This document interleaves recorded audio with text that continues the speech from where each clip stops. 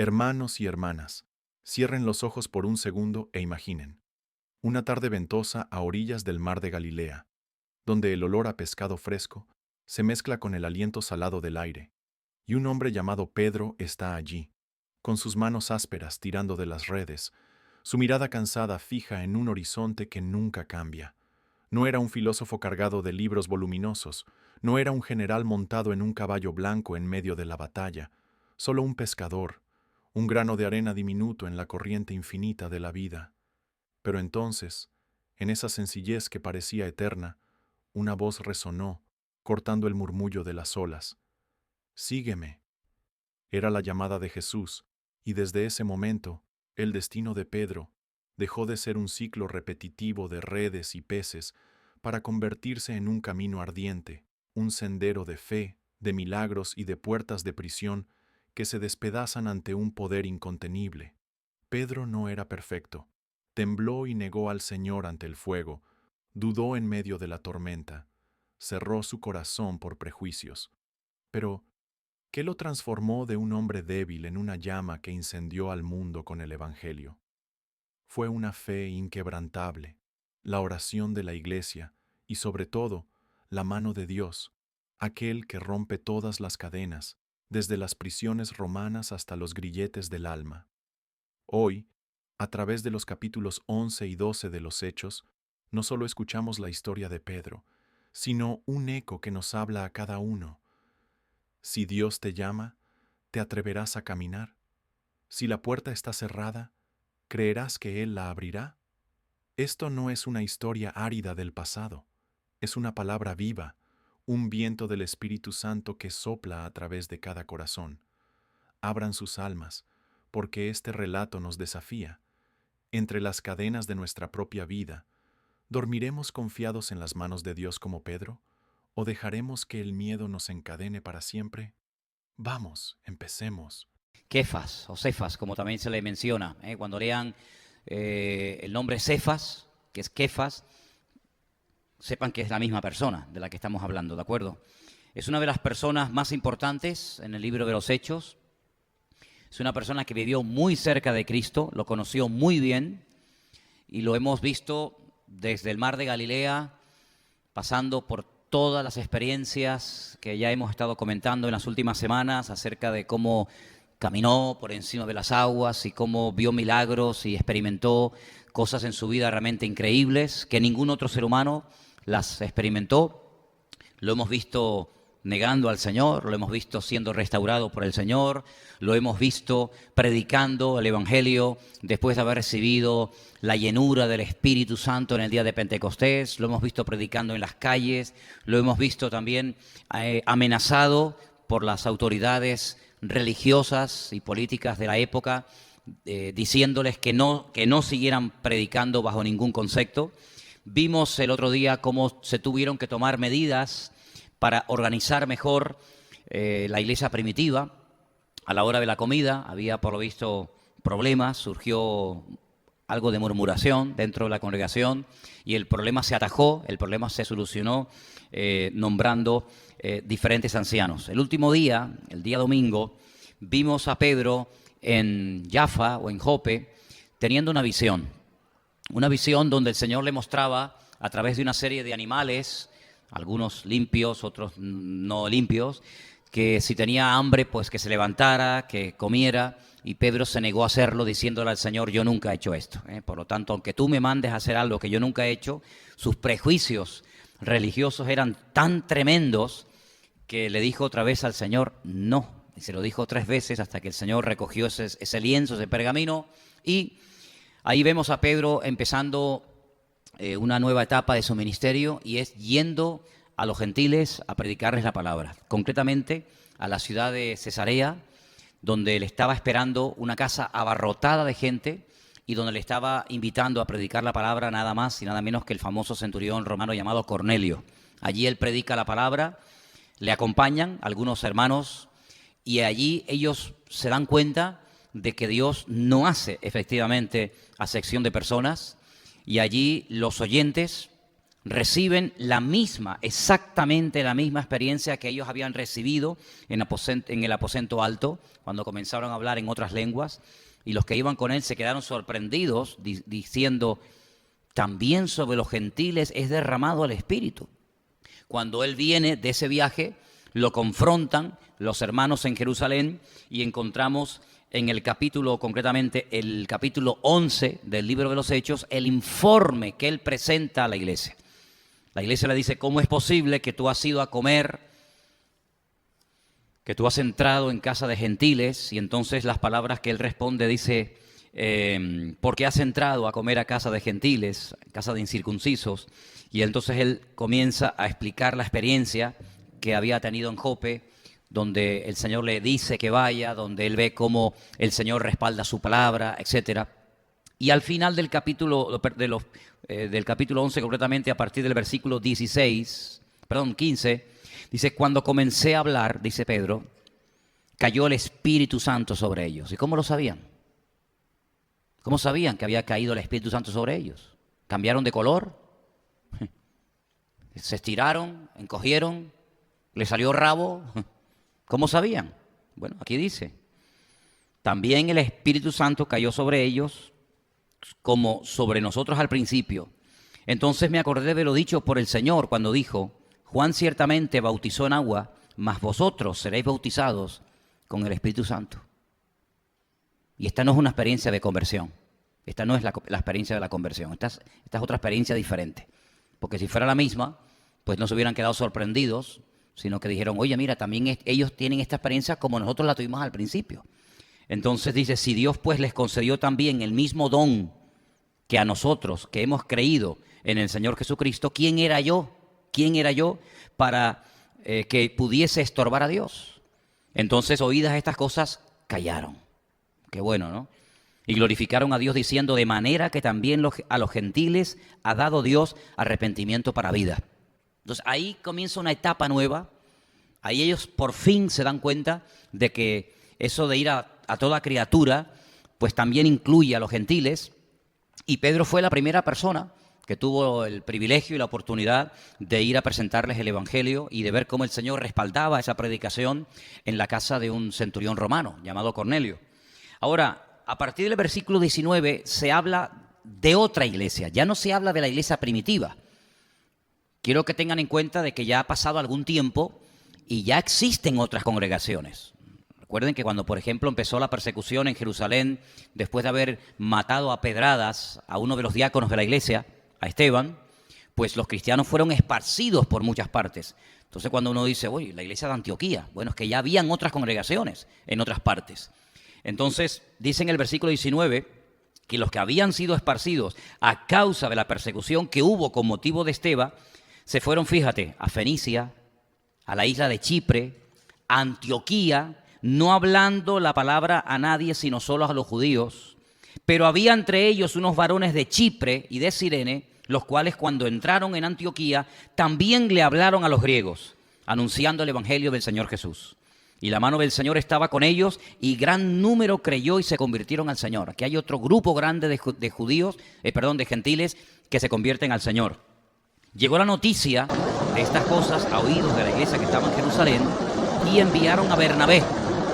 Ya lo conocemos a Bernabé. Bernabé, la primera información que se nos da de él es que era un hombre que tenía una propiedad, ¿se acuerdan?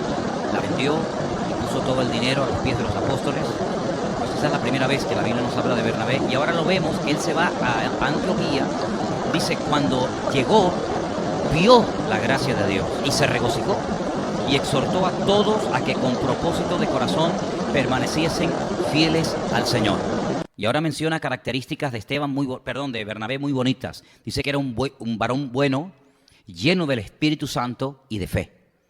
Y gran multitud fue agregada al Señor. Y ahora Bernabé hace algo muy bueno, algo que nadie se había atrevido a hacer. Y gloria a Dios que lo hizo, porque si no lo hubiera hecho, la verdad es que se hubiera perdido un instrumento valiosísimo en la obra del Señor. Y miren lo que hace Bernabé. Después se fue Bernabé a Tarso para buscar a Saulo y hallándole le trajo a Antioquía. Ya Saulo se había convertido. Ya había tenido un tremendo encuentro con el Señor, pero allí estaba en Saulo, de donde él era, Saulo de Tarso. Sin embargo, Bernabé dice, oye, ¿qué habrá sido de este hermano?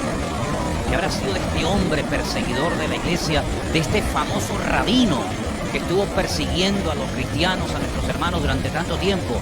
Y alguien probablemente le habrá dicho, pues mira, hemos oído que se volvió a su casa, que se volvió a su provincia, a Tarso.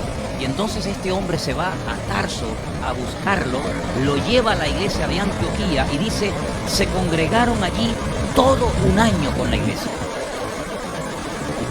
Y enseñaron a mucha gente. Y a los discípulos se les llamó cristianos por primera vez en Antioquía. Es un dato muy bueno. Se llamó Shishim, se llamó mesiánicos. Esa es la palabra que aparece en el Nuevo Testamento hebreo.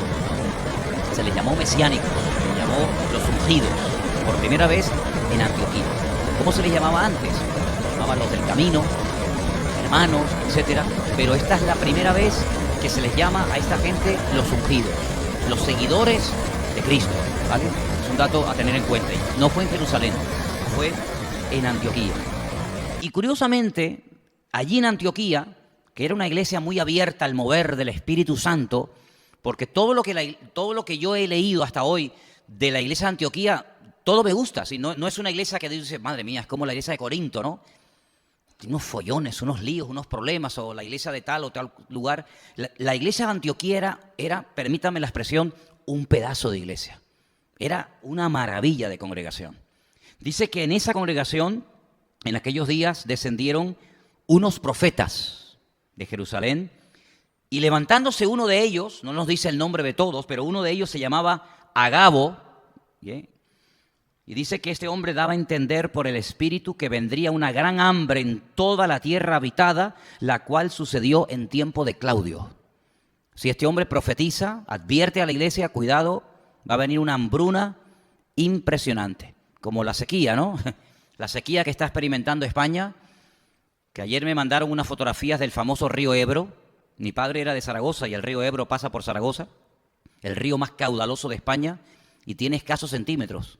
Es impresionante ver las imágenes de ese río tan caudaloso de España y la crisis y la hambruna que puede venir y las cosechas que se pueden perder por problemas de agua y por problemas de la sequía, ¿no? Pues Agabo dice, cuidado porque va a venir hambre, y dice que vino, pero en los tiempos del emperador Claudio. Y después dice, entonces los discípulos, cada uno conforme a lo que tenía, determinaron enviar socorro a los hermanos que habitaban en Judea. Bueno, si este hermano es profeta y nos está diciendo que va a venir hambre, lo que tenemos que hacer es enviar ayuda a nuestros hermanos de allí que la van a pasar mal. Qué inteligentes, ¿no? Dice, entonces los discípulos cada uno dio conforme a lo que tenían, lo cual en efecto hicieron, enviándolo a los ancianos por mano de Bernabé y de Saulo. Ya Saulo está totalmente incorporado al ministerio, ya confían en él, no es como al principio que dice que los hermanos huían porque no creían que verdaderamente fuera convertido. Ya incluso la iglesia pone en manos de él y en manos de Bernabé dinero, ofrendas, para llevarlas a los hermanos que, según dice la Biblia, iban a pasar necesidad a causa de una gran hambruna que vendría y que vino posteriormente en los tiempos del emperador Claudio. Así que parece como que Pedro desaparece, pero no desaparece. Vuelve otra vez a aparecer la figura de Pedro, personaje que estamos estudiando en el capítulo 12, y vamos a ver algo muy, muy bonito e interesante en esta noche. Estamos en Hechos capítulo 12, por favor. Todos han traído Biblia, ¿no? ¿O no? Venga, vamos a usar la Biblia. La Biblia es para usarla. Si no ha traído Biblia, póngase al lado de algún hermano que seguro que la ha traído. Póngase al lado de algún creyente que seguramente la tiene. Ok, perfecto. Allá arriba no hay Biblias. Ok, perfecto.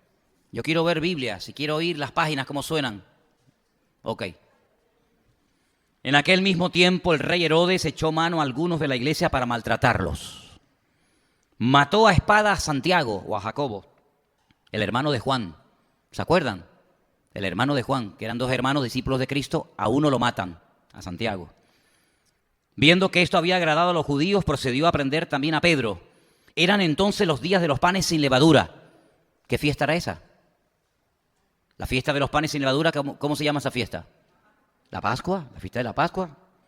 Y habiéndole tomado preso, le puso en la cárcel entregándole a 4 grupos de 4 soldados. ¿Cuántos eran en total? 16 soldados para cuidar a un hombre. Demasiada precaución, ¿no? Sumen cuántos soldados estaban en la puerta del sepulcro de Cristo para cuidar a un muerto. Y sumen cuántos soldados había para cuidar a Pedro. Tantas medidas para cuidar a un hombre solo, desarmado, que no es peligroso, sino todo lo contrario. 16 soldados para que le custodiasen. Y se proponía sacarla al pueblo después de la Pascua. Alguien también sacó al pueblo en los tiempos de la Pascua. ¿Se acuerdan? ¿Quién sacaron? A Barrabás. Ahora quieren sacar a Pedro. Así que Pedro estaba custodiado en la cárcel, pero, ¿qué dice ahí? La iglesia hacía sin cesar oración a Dios por él. ¿Cuántos dicen? Ahí viene el milagro. Porque cuando la iglesia se pone a orar, cuando los hijos de Dios se ponen a clamar al Señor, las cosas cambian. 16 soldados romanos. ¿Quién se puede escapar de semejante protección? Díganme. 16 se van a quedar dormidos de golpe, los 16 enteros. Para quedarse dormido 1, 2, 3, pero los 16 soldados romanos a la vez. Vamos a ver qué pasa. Cuando Herodes le iba a sacar aquella misma noche, estaba Pedro preocupadísimo, llorando, afligido, quejándose, destrozado. No, durmiendo. Y esto yo lo subrayé aquí, no sé si ustedes lo... Claro, está muy lejos, ¿no? Pero yo lo subrayé como diciendo, un hombre, déjalo ahí, un hombre que sabe que lo van a matar. Ya mataron al día anterior a Santiago. Esa noche o al día siguiente lo van a matar a él. Durmiendo, tranquilamente, como el Señor dormía en la barca en medio de la tempestad, ¿se acuerdan? La paz de Cristo sobrepasa todo entendimiento. En paz me acostaré y asimismo dormiré, porque solo tú, Señor, me haces vivir confiado. Ahí está durmiendo Pedro tranquilamente, como si nada, porque su vida, como la tuya y la mía, está en las manos del Señor. Y cuando nosotros depositamos nuestra vida en las manos del Señor, no importa lo que nos hagan, no importa lo que suceda, podemos estar tranquilos porque el Señor está a nuestro lado. ¿Cuántos dicen amén? Tremendo, durmiendo, entre 2 soldados, sujetos con 2 cadenas, claro, uno a la derecha y otro a la izquierda. Y los guardas delante de la puerta custodiaban la cárcel. Esto me llama mucho la atención, porque podían haber puesto a los soldados en la puerta de la celda, pero sin embargo metieron a 2 con él dentro de la celda, uno encadenado por la mano derecha y otro encadenado por la mano izquierda, para que no se escape bajo ningún concepto. Eso es lo que ellos decían, pero vamos a ver lo que pasa. No se olviden que la clave de esto es el versículo 5, pero la iglesia hacía sin cesar a Dios por él. Esa es la clave. Sigo leyendo. He aquí se le presentó un ángel del Señor y una luz resplandeció en la cárcel. Oye, si a ti se te presenta en la habitación un ángel, se llena de luz la habitación, tú tienes que pegarte un susto de miedo, ¿sí o no? Pedro no, porque estaba dormido. Dormido. Y entonces le tiene que tocar, el ángel le tiene que tocar a Pedro, es increíble. Y dice, tocando a Pedro en el costado, le despertó diciendo, levántate pronto, y las cadenas se le cayeron de las manos. El mensaje de hoy lo hemos titulado, Cristo rompe las cadenas. ¿Cuántos dicen amén? Cristo rompe las cadenas, espirituales o de la índole que sean. Y ahora dice aquí, le dijo el ángel, cíñete, átate las sandalias, y lo hizo así. Y le dijo, envuélvete en tu manto y sígueme. Saliendo le seguía. Escucha, esto me llamó mucho la atención. Pero no sabía que era verdad lo que hacía el ángel, sino que pensaba que veía una visión. Sí, mira, esta gente vivía en una comunión tan directa con Dios que había momentos que podían llegar a confundir la realidad con el mundo espiritual. Para ellos era tan normal ver visiones y ver ángeles y tener sueños, que había momentos que decía, bueno, pero lo que me está pasando es un sueño, es una visión, me pellizco para ver si estoy despierto, estoy dormido. Sí, fíjate la dimensión y la profundidad que tenía esta gente, que ha visto cómo las cadenas se rompen, cómo los 16 soldados romanos se quedan dormidos, lo está viendo y él cree que está viendo una visión. Esto es algo increíble. Y entonces fíjate tú, habiendo pasado la primera y la segunda guardia, llegaron a la puerta de hierro que daba a la ciudad, la cual se les abrió por sí misma, como las puertas de los aeropuertos, esas que me gustan a mí tanto, y la del Mercadona, que haces así y se abren, esas me encantan, esa puerta, me han llamado muchas veces la atención. La puerta de hierro que daba a la ciudad se les abrió automáticamente, dice el texto, automáticamente, aquí dice por sí misma. Salidos pasaron una calle y luego el ángel se apartó de él, como diciéndole, ya te saqué, ahora tú muévete. Entonces Pedro, volviendo en sí, dijo, ahora entiendo verdaderamente que el Señor ha enviado a su ángel y me ha librado de la mano de Herodes y de todo lo que el pueblo de los judíos esperaba. Si el Señor ha hecho esto es porque me quiere librar de la muerte, porque todavía tengo tiempo y todavía tengo mucho que compartir y mucho que predicar, porque no tiene ningún sentido que Dios me libre de la cárcel para luego que mañana me cojan los romanos y me cuelguen. No tiene ningún sentido. Él entendió que si el Señor me ha sacado de la cárcel y se han quedado 16 soldados romanos dormidos y las cadenas se han roto y las puertas se han abierto automáticamente sin ningún esfuerzo, es por algo. Por lo tanto, en esa seguridad, Pedro sale. ¿Y a dónde se va? Mira lo que dice. Habiendo considerado esto, llegó a la casa de María, la madre de Juan Marcos, no de Juan el apóstol, el que tenía por sobrenombre Marcos, donde muchos estaban reunidos orando. Gloria a Dios. La iglesia estaba orando y Pedro estaba durmiendo. Yo creo que por eso podía dormir Pedro, porque la iglesia estaba orando. Porque si la iglesia no hubiera estado orando, Pedro estaría muerto de miedo, ¿verdad? Porque al fin y al cabo es un ser humano, y las puertas no se hubieran abierto, ni el ángel hubiera bajado, ni nada que hemos leído hubiera acontecido. Fíjate lo que puede ocurrir cuando la iglesia se pone a orar. Ahora, pregunto, ¿ustedes creen que los que estaban orando en la casa de esta hermana que se llamaba María, que era la madre de Marcos, el que escribió el Evangelio, ¿ustedes creen que mientras ellos estaban orando allí en aquella casa, ellos sabían lo que estaba pasando en la cárcel? Imposible, no lo sabían. Yo he pensado, ¿cuántas veces estamos orando por algo y el Señor comienza a orar, haciendo milagros, tocando corazones, cambiando vidas o circunstancias, y la iglesia está orando en un sitio y no sabe lo que Dios está orando? Fíjate, aquí hay un ejemplo. La iglesia está orando, ángeles bajan del cielo, se abren las puertas, se rompen las cadenas, Pedro sale fuera y la iglesia orando, como es su obligación y como es su deber. Ahora fíjate qué curioso. Cuando Pedro llamó a la puerta del patio, salió a escuchar una muchacha llamada Rode, la cual cuando reconoció la voz de Pedro, de gozo, no abrió la puerta, sino que corriendo dentro dio la noticia de que Pedro estaba a la puerta. Entonces toda la iglesia empezó a saltar, a brincar, a gozarse. Gloria a Dios, aleluya, qué maravilloso es el Señor, qué bueno, cómo el Señor ha obrado tan rápido. Oye, unas cuantas horas lo agarraron a mediodía y a la medianoche está suelto. Hicieron un culto espectacular, ¿verdad, hermano? Ya me cuesta más, cada vez me cuesta más engañarles. No pasó eso. Hubiera sido lo normal, pero ellos le dijeron, ¡estás loca! ¿Cómo que estoy loca? Pero ella aseguraba que era así. Entonces, como ella insistía que era Pedro, entonces ya cambiaron lo de loca y le dijeron, no, mira, ¿sabes lo que pasa? Es que es su ángel. Pues si es su ángel, ¿qué hace aquí? Tendrá que estar con Pedro en la cárcel, ¿no? ¿Cómo se le puede llamar a una hermana que acaba de oír a Pedro tocando y llamando a la puerta loca cuando ustedes están orando para que Pedro salga de la cárcel? Ahora, déjenme hacerles el planteamiento. ¿No tardó la iglesia más en abrir la puerta a Pedro que el Señor sacarlo de la cárcel? Es increíble cómo a veces el Señor tiene el poder para hacerlo, pero claro, saben la voluntad y toda esa cuestión, ¿no?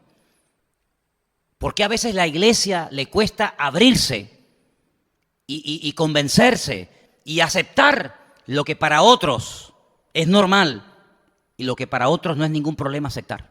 16 soldados romanos inconversos se quedan dormidos, se rompen las cadenas. Oye, cuando se rompen las cadenas o se abren las cadenas, los que están a su lado no se dieron cuenta.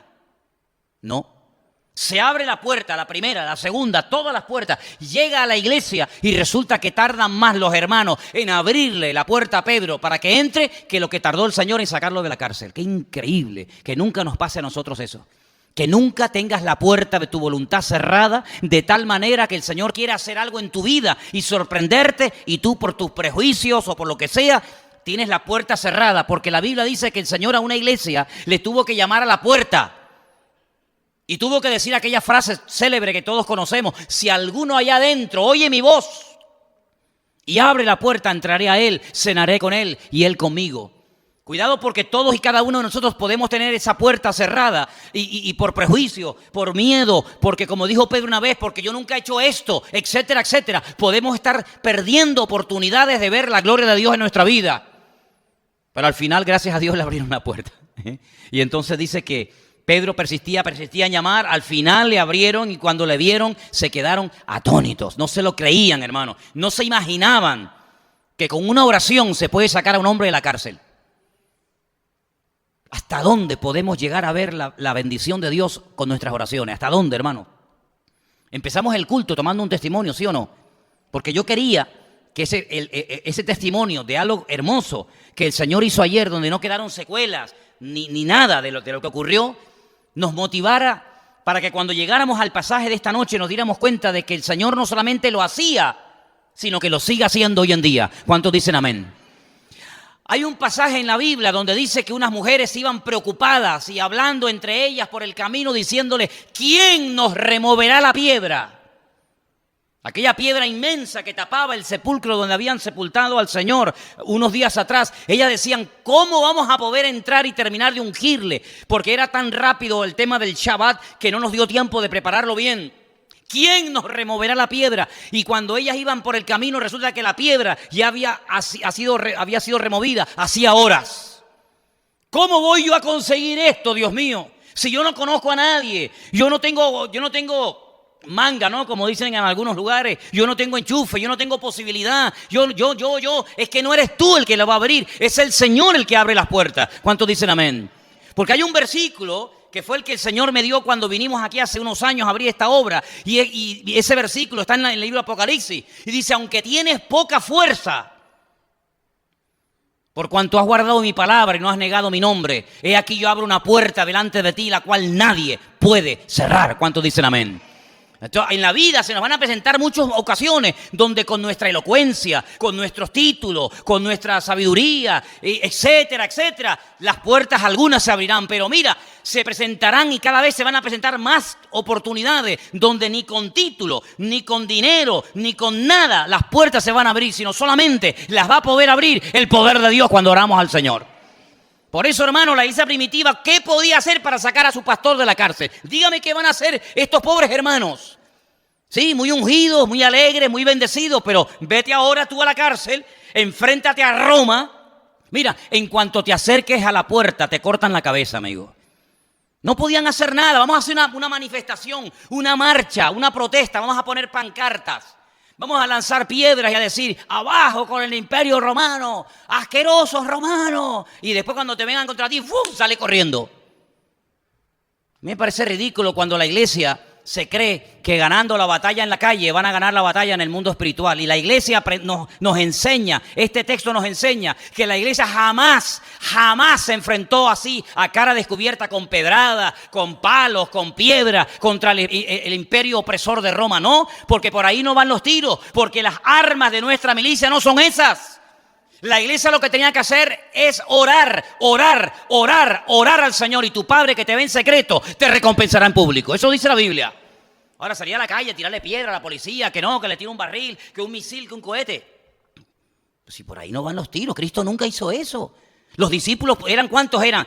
120 el primer día, 3,000 que se convirtieron, ya van 3,120, 5,000 otro día, ¿cuántos van? 8,120, solamente hombres, sin contar mujeres y niños. Podían haber salido a la calle, enfrente de la cárcel. Yo creo que estaba probablemente, es una opinión que yo tengo, yo creo que probablemente Pedro estaba en la fortaleza de la Antonia, que es donde está la famosa Vía Dolorosa, que todavía se puede visitar hoy en día en Jerusalén, porque ahí estaba el palacio bueno, perdón, ahí estaba el palacio de los romanos. El palacio de Herodes estaba un poquito más allá. Bueno, da igual. Yo creo que podían haberse plantado en la puerta del palacio, en la puerta de la cárcel, 15, 20.000 o 30.000 hermanos. Toda la noche gritando, consigna, romanos, abusadores, no sé qué, no sé cuánto. Pedro hubiera estado ahí adentro. Y cuidado, no te pongas así, porque capaz que llegan dentro y le cortan el cuello. Entonces lo que tienen que hacer es irse a la casa, cerrar las puertas. Aunque la gente diga, pero ustedes creen que con sus oraciones van a cambiar las cosas. Ustedes son ridículos, ustedes son tontos. ¿Cómo van a vencer ustedes al imperio romano que domina desde España hasta Israel, toda Europa, muchachos? Todo el norte de África, todo el Medio Oriente. Tú sabes de lo que estamos hablando, de la potencia militar más grande de la historia. No hay nadie que pare a esta gente. Donde Roma llega, Roma arrasa y planta la bandera y a ver quién es el guapo que tira a esta gente fuera. Crueles, te crucifican, te apalean, te torturan, te violan, lo que quieran. Para ellos tú no eres nada, tú no tienes ningún derecho. ¿A dónde van ustedes? Bueno, aquí vemos un ejemplo de cómo la iglesia descubrió un secreto. Nosotros contra ellos no vamos a poder en lo físico, pero nosotros tenemos un poder que Roma no tiene. Y es el poder de la oración, orando y clamando al Señor.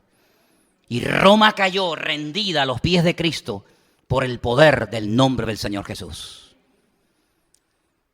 Espero que todos aprendamos esto, porque en nuestra vida nos vamos a enfrentar con muchos imperios y con muchos gigantes y con muchas puertas a priori cerradas y con muchas circunstancias negativas y adversas.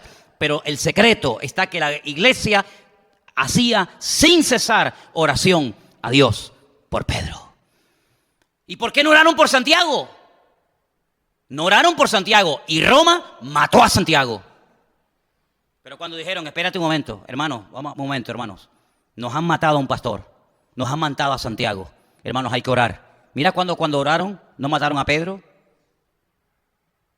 Para mí esto es así, ¿eh? No oraron por Santiago, a Santiago lo mataron. Oraron por Pedro, Dios libró a Pedro. ¿Cuánta gente puede caer o cuánta gente se puede salvar por la oración intercesora del pueblo de Dios? ¿Te das cuenta, sí o no? Al final Pedro sale de la cárcel, se reúne con los hermanos, se produce un gozo tremendo, pero él, haciéndoles con la mano, verso 17, señal de que callasen, les contó cómo el Señor le había sacado de la cárcel. El Señor. No han sido ni siquiera sus oraciones. Podía haber dicho, hermano, gracias a vuestras oraciones yo salí de la cárcel. Pero cuidado. No. Vamos, déjame pararme aquí porque es que a veces decimos, no, es que yo oré para que usted fuera sanado. ¿Y quién me sanó? Cuidado porque esto es muy sutil, porque yo he oído mucha gente, muchos hermanos, probablemente yo hasta lo haya dicho, fíjate lo que te digo, no digo esto para que nadie se sienta mal, porque te repito, yo seguramente en algún momento habré hablado así. Te cuento, un hermano, un testimonio de la niña que se sanó, del otro que consiguió trabajo, y tú dices, claro, hermanos, que nosotros estuvimos orando. Pero ¿quién hizo la obra? ¿Le vamos a dar el aplauso a nuestras oraciones? ¿Le vamos a dar el aplauso a la vigilia que se hizo? ¿Le vamos a dar el aplauso a nuestro esfuerzo humano? No, el Señor me sacó de la cárcel, gloria a Dios. La gloria no se la van a llevar ustedes que oraron toda la noche, gloria a Dios. Pero el que me sacó de la cárcel no fueron sus oraciones, fue el Señor. Yo no tengo fe, escúcheme, yo no tengo fe en mi oración. Yo no tengo fe en mi fe. No. Yo solamente debo tener fe en Dios. Porque tú puedes tener mucha fe en tu propia fe. Y tú puedes tener mucha fe en que tú eres una mujer o un hombre de oración. Y no te cuesta y persevera. Pero cuidado, cuando se produzca el milagro, cuando se abra la puerta, cuando venga la provisión o lo que sea, no digas, no es que yo oré, no. Es que mi Señor, el Señor fue el que hizo la obra. Porque digo esto porque aunque parece que lo tenemos muy claro, cuidado porque muchas veces nos podemos sin querer atribuir, decir, es que yo oré. Mira, tú oraste, ¿verdad? Y yo te lo agradezco. Pero la gloria siempre, y más en estos casos, se la tiene que llevar el Señor. ¿Cuántos dicen amén? Y si no me das las gracias porque yo oré por ti, mejor. ¿Sabes para qué? Para que no me crea que fue gracias a que yo oré por ti que pasó eso. Porque a veces, ¿sabes lo que ha pasado? Yo no sé si a ti te ha pasado esto. ¿No te ha pedido alguien oración en algún momento y tú te olvidaste? Y después resulta que 3 o 4 días te llega la persona y te dice, hermano, el Señor me dio aquello que le pedimos. Y tú te acuerdas y dices, ay, mi madre, que yo no oré. Yo no oré. Y el Señor obró, como para decirte, ¿te das cuenta? Que no fue tu oración, tal vez fue la oración de otra persona que ni sabemos de quién fue. Para que la gloria y la honra siempre sean para nuestro Señor Jesucristo. Que Dios nos libre de eso. Y si en algún momento ven que yo lo hago mal, corríjame. Dice aquí, le hizo señal para que no así hicieran jaleo. Hacer saber esto a Jacobo y a los hermanos. Me imagino que se refería a otro Jacobo, no al que habían matado. Luego, cuando fue de día, hubo no poco alboroto. Uy, a mí me hubiera gustado estar en la versión venezolana del libro, yo diría, en este zaperoco. Menudo zaperoco se armó allí ese día. A mí me hubiera gustado estar allí viéndole la cara a aquellos soldados diciendo, no, pero si yo no me moví de aquí, ¿y dónde está Pedro? No sé, mira la cadena, la tienes ahí colgando, tú eres bobo. Y el otro, ¿pero qué te pasó? No, yo no sé. Y los de afuera, y mira lo que pasó. Se armó un lío tremendo con los soldados. Mas Herodes, habiéndole buscado sin hallarle, después de interrogar a los guardias, ordenó llevarlos a la muerte. Era la recompensa por haber dejado soltar un preso. Por eso ustedes pueden entender cuando Pablo y Silas se ponen a cantar de medianoche en Filipo, ¿verdad? Y se produce aquel tremendo terremoto y las cadenas se rompen y las puertas se abren. Cuando el carcelero vio toda la cárcel abierta, dijo, ay, mi madre, que mañana me matan. Y cogió y se iba a acostar sobre su espada. Y Pablo dijo, no te mates. No, aquí nadie se ha escapado. Que es tremendo, una cárcel con todas las puertas abiertas y que no se escape nadie. ¿Te das cuenta? No lo dejaron soltar. No le dijeron, no, escápate, no pasa nada. Porque ellos sabían que si el preso se les escapaba, al día siguiente iban a ser muertos, como así dice la Biblia. Fueron llevados a la muerte. Después de esto descendió de Judea a Cesarea y se quedó allí. Ahora, esta es la historia de un hombre encarcelado que no puede hacer nada para ser liberado, sino solamente confiar en el Señor. Esta es la historia de una iglesia que reconoce que orando puede cambiar las cosas. Pero hay otra parte, y a mí me gusta que el capítulo 11 termine contándonos qué pasó con el hombre que mató a Santiago y con el hombre que quería matar a Pedro. Porque podía haber terminado el capítulo 11 diciéndonos que Pedro se fue de Judea a Cesarea y allí estuvo un tiempo. Bueno, está bien, no pasa nada. Pero yo di gloria a Dios por el versículo del 20 al 25, por esos últimos 5 versículos. Porque ahora dice la historia qué le pasó al rey, a Herodes, que era el que quería matar a Pedro. Mira lo que dice. Herodes estaba enojado contra los de Tiro y contra los de Sidón. Eso era bien arriba, bien al norte, ya fuera de Israel. Pero ellos vinieron de acuerdo ante él y sobornando a Blasto, que era el camarero mayor del rey, pedían paz, porque su territorio estaba abastecido por el rey. Versículo 21. Un día señalado, Herodes, vestido de ropas reales, se sentó en el tribunal y les arengó. Y el pueblo aclamaba gritando, voz de Dios y no de hombre. Al momento un ángel del Señor le hirió. Fíjate, un ángel saca a Pedro de la cárcel. Yo no sé si es el mismo ángel o otro, no lo sé. Un ángel lo saca de la cárcel y otro ángel llega y le produce una herida a Herodes por cuanto no dio la gloria a Dios y expiró comido por gusanos. ¿No te gusta esta historia? A mí me fascina. Así terminó Herodes. ¿Cómo terminó Pedro? Liberado, dando gloria a Dios. ¿Cómo terminó el enemigo de Pedro? Comido por gusanos. Punto. Se acabó la historia de este personaje. Pero la palabra del Señor crecía y se multiplicaba. ¿Cuántos dicen amén? ¿Te das cuenta la diferencia? Como Lucas, mira, Lucas es aparte de que es un hermano y un creyente, es que es un escritor extraordinario. No es como, por ejemplo, Sofonías, que es un hombre que hasta escribe con falta de ortografía en su profecía, en el Antiguo Testamento. Lucas es un hombre culto, es un hombre que cuando cuenta las cosas, las cuenta y las adorna con tantos detalles. Un versículo del Evangelio de Lucas te da 20 sermones. Porque te da un montón de datos y de información en un versículo. Y entonces Lucas es un hombre que dice, mira, la historia de Herodes terminó así. Expiró comido por gusanos. Se acabó, hasta aquí llegaste, amigo. Yo le hubiera puesto una lápida en la tumba, comido por gusanos. Pero dice, pero, la palabra del Señor crecía y se multiplicaba. Gloria a Dios. Y Bernabé y Saulo, cumplido su servicio, volvieron a Jerusalén, de Jerusalén, y llevando también consigo a Juan, el que tenía por sobrenombre a Marcos. Y aquí, hermanos, hoy podemos decir que se acaba en el libro de los Hechos la historia de nuestro querido hermano Pedro.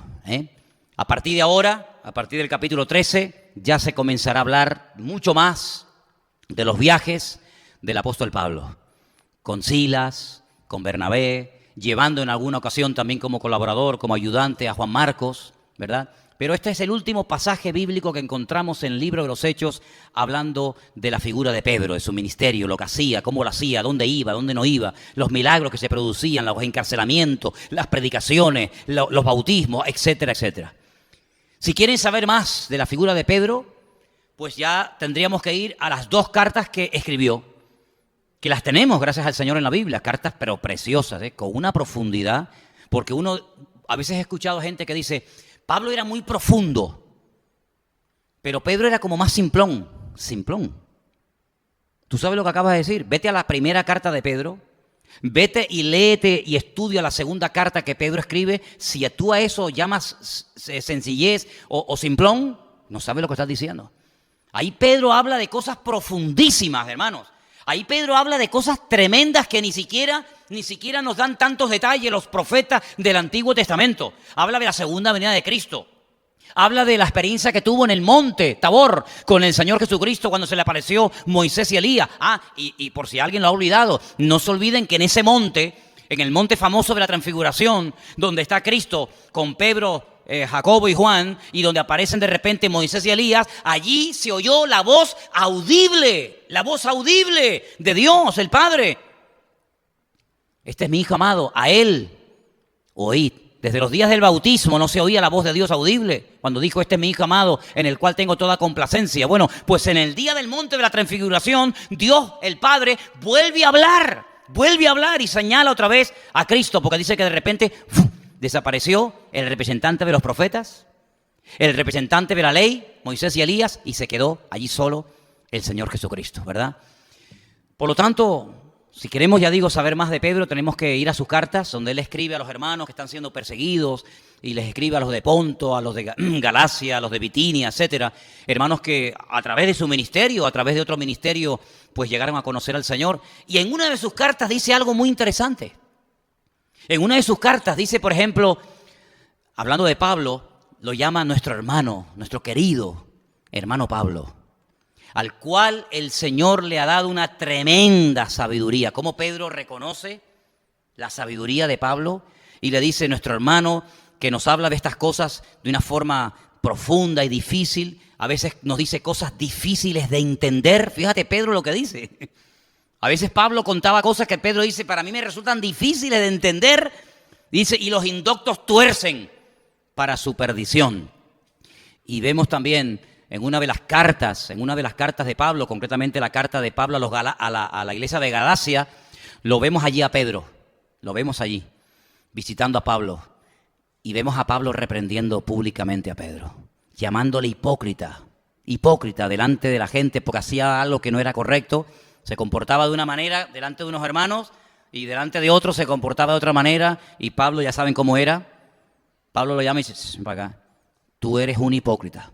Porque tú cuando estás conmigo y con los hermanos que no son judíos, te comportas como nosotros, como ellos. Y después resulta que cuando vienen hermanos de la iglesia primitiva y te observan, te comportas como ellos. Entonces, ¿qué estás jugando con 2 barajas? ¿Cómo es esto? Y ahí lo amonesta y le llama hipócrita, ¿no? Pero en definitiva lo que yo quiero que nos quede en nuestra mente es que este hombre salió de la nada. Que si no hubiera sido por Cristo, ¿tú hubieras sabido algo de Pedro en algún momento de la historia? ¿Verdad que no? Pedro era un simple pescador en el mar de Galilea, allí en el norte de Israel. Conocemos de Pedro, de su familia, de su ministerio, de sus milagros, porque Cristo entró en él, porque Cristo lo llamó, porque Cristo lo usó. Si el Señor no lo hubiera llamado, Pedro hubiera pasado sin pena ni gloria por la vida.